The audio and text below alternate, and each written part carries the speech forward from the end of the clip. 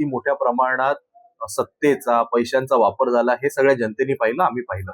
एवढं सगळं असताना तुम्हाला अजूनही हाव का हेच मला कळत नाही. तुमच्याकडे जे कार्यकर्ते आहेत ह्यांना घेऊन तुम्ही पुढे का जात नाही? वारंवार दुसऱ्यांनी जन्माला घातलेली पोरं तुम्हाला का खांद्यावर घ्यावीशी वाटतात?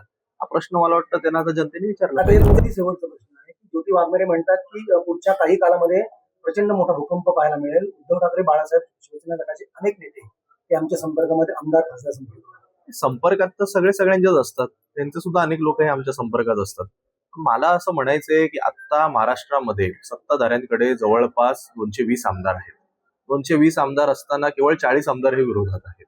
तुमच्याकडे आता ज्या काही स्थानिक स्वराज्य संस्थांच्या निवडणुका झाल्या त्यामध्ये सुद्धा महायुतीच्या माध्यमातून मी म्हणालो तसं किती मोठ्या प्रमाणात सत्तेचा पैशांचा वापर झाला हे सगळ्या जनतेने पाहिलं, आम्ही पाहिलं. एवढं सगळं असताना तुम्हाला अजूनही हाव का हेच मला कळत नाही. तुमच्याकडे जे कार्यकर्ते आहेत ह्यांना घेऊन तुम्ही पुढे का जात नाही? वारंवार दुसऱ्यांनी जन्माला घातलेली पोरं तुम्हाला का खांद्यावर घ्यावीशी वाटतात? हा प्रश्न मला वाटतं त्यांना आता जनतेने विचारला आता हे पाहिजे. तुमच्या